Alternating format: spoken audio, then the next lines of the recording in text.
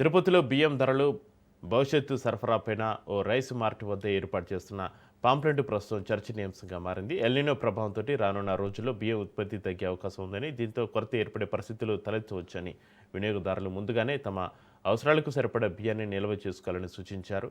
ఈ పాంప్లెట్ను చూసిన వినియోగదారులు భిన్నాభిప్రాయాలు వ్యక్తమవుతున్నాయి. కొందరు దీన్ని ముందస్తు హెచ్చరికగా భావిస్తూ ఉండగా, మరికొందరు ప్రజల్లో ఆందోళన కలిగించే ప్రయత్నంగా అభిప్రాయపడుతున్నారు. ఇక ఎల్నినో ప్రభావం, వర్షాభావ పరిస్థితులు, బియ్యం ఉత్పత్తిపైన పడే ప్రభావం వంటి అంశాలు ప్రస్తుతం చర్చకు వస్తున్నాయి.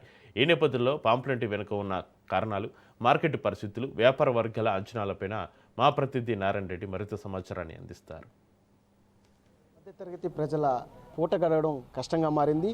నెలవారీ జీతంలోనే ఎక్కువ మొత్తానికి పైగా మార్కెట్ నిత్యావసర ధరలకే ఖర్చు చేయాల్సిన పరిస్థితి కనిపిస్తోంది. అదేవిధంగా ఏదైతే నిత్యావసర ధరల్లో రోజురోజుకు పెరుగుతున్న నేపథ్యంలోనే సామాన్యుడి బ్రతుకు బండి కూడా మరింత భారంగా మారుతుంది. ఈ క్రమంలోనే గతంలో ఏదైతే టమాటో, అదేవిధంగా నూనె, ఎర్రగడ్డలు ఇవన్నీ ధరలు అమాంతం పెరిగి సామాన్యుడికి ఇబ్బందికరంగా మారిన నేపథ్యంలోనే తాజాగా కూడా ఈ యొక్క సన్నబియ్యం ధరలు కూడా అమాంతం పెరగడంతో ప్రజలకు కొంత కొనుగోలు చేసే పరిస్థితి కూడా తగ్గినట్లు కూడా తెలుస్తుంది. మరోవైపు ఏదైతే ఈ యొక్క వర్షాభావ పరిస్థితుల్లో ఎల్నినో వర్షాభావం ఏర్పడడం కారణంగా కూడా రైతులు కూడా పంటలు పండించలేని పరిస్థితి కనిపిస్తోంది.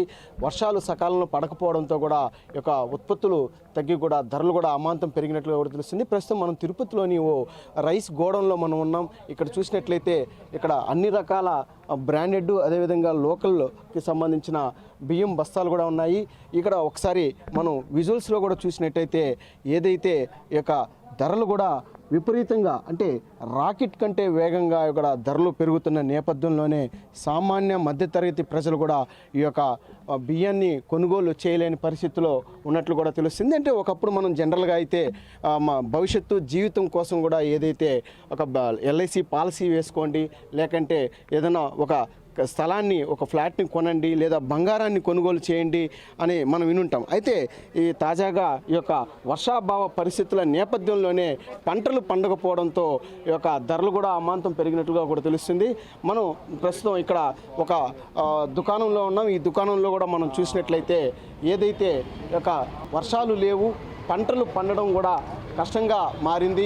మిల్లర్లు కూడా ధాన్యం దొరకదు, ధాన్యానికి విపరీతమైన కొరత ఉందని చెప్పి కూడా ఇక్కడ ఒక పోస్టర్లు కూడా ఏర్పాటు చేశారు. అంటే వినియోగదారులు మా బంగారు బాతులు, మాకు బంగారు గుడ్లు మాత్రమే కావాలి అని కూడా ఇక్కడ ఉన్న ఒక పోస్టర్లు కూడా మనం చూసినట్లయితే అర్థమవుతుంది. అయితే ఇక్కడ వర్షాలు పడక, పంటలు పండక, ధాన్యం దొరకక ధరలు పెరిగాయి, తక్కువ లాభం ఎక్కువ క్వాలిటీ అనే ఒక పోస్టర్లు కూడా మనం ఇక్కడ చూడొచ్చు.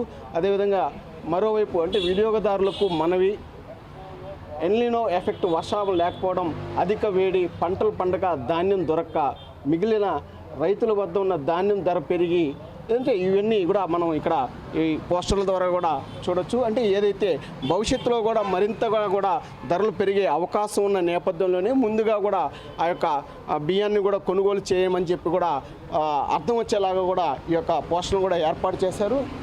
ఏదైతే ఈ అంటే కాస్ట్ ఆఫ్ లివింగ్ నేపథ్యంలో మరోవైపు చాలామంది కూడా లైఫ్ స్టైల్ మారిన నేపథ్యంలోనే ఒక రేషన్ బియ్యం కాకుండా సన్న బియ్యానికి కూడా ఎక్కువ మంది అలవాటు పడి ఉంటారు. ఈ క్రమంలోనే అంటే ఒక గంజి కట్టిన ఆహారాన్ని కూడా పిల్లలు కూడా తీసుకునే పరిస్థితి. ఈ క్రమంలోనే కూడా ఈ ధరలు కూడా అమాంతంగా పెరిగినట్లు కూడా తెలుస్తుంది. మరోవైపు వర్షాలు లేకపోవడంతో కూడా పంట ఉత్పత్తి తగ్గడంతో కూడా ఈ యొక్క ధరలు కూడా పెరిగినట్లు తెలుస్తుంది. ముఖ్యంగా ఏదైతే రైస్ మిల్లర్ల గురించి ఈ యొక్క సరైన సమయంలో కూడా కావాల్సినంత స్టాకు కూడా రాకపోవడంతో కూడా మరోవైపు ధరలు పెరిగినట్లు కూడా దుకాణదారులు కూడా చెప్తున్నారు. ఏదైతే ప్రస్తుత పరిస్థితుల్లో రైస్ మిల్లర్ల నుంచి ఏ విధంగా కూడా సరుకు వస్తుందో కూడా వాళ్ళ దుకాణ యజమానులు కూడా అడిగి తెలుసుకుందాం. చెప్పండి, ఈ యొక్క పరిస్థితి ఎన్ని రోజులుగా ఉంది, ఎప్పుడు ఇది మెరుగుపడే అవకాశం ఉంటుంది? 2 నెలలుగా ఉండదు సార్ ఇప్పుడు పరిస్థితి. మెరుగు ఎప్పుడు పడుతుందంటే ఇంకా వర్షాలు పడి పంటలు పండితే మళ్ళీ రేట్లు తగ్గుతాయి, అందాక ఇట్లే ఉంటుంది. అంటే మీకు రైస్ మిల్లర్ల నుంచి మీరు అడిగినంత స్టాక్ కూడా వస్తుందా? అంటే వాళ్ళకి సరిపడా ఏమన్నా ధాన్యం ఉందా? లేట్గా టయానికి ఇవ్వాలి వాళ్ళు కూడా. మేము 200, 150, 200 అటు పంపిస్తున్నారు. పెరిగేది ఒక బస్తాకు 200 రూపాయలు పెరిగింది, గ్యారంటీ పెరిగింది. అంటే గడిచిన 2 నెలల్లో కూడా 26 కేజీల బియ్యం బస్తా పైన కూడా 200 నుంచి 300 రూపాయలు కూడా ధర పెరిగినట్లుగా కూడా తెలుస్తుంది. అంటే మరో కొద్ది రోజుల్లో కూడా ఏదైతే వినాయక చవితి అదేవిధంగా దసరా దీపావళి పండుగలు ఉన్న నేపథ్యంలోనే ఈ యొక్క ధరలు కూడా అమాంతం పెరగడం కూడా సామాన్య మధ్యతరగతి ప్రజలకు కూడా కొంత ఇబ్బందికరంగా మారే పరిస్థితి ఉంది. ఏదైతే వర్షాభావ పరిస్థితుల నేపథ్యంలోనే ఈ యొక్క ధరలు కూడా అమాంతం పెరిగినట్లుగా కూడా దుకాణదారులు చెప్తున్నారు.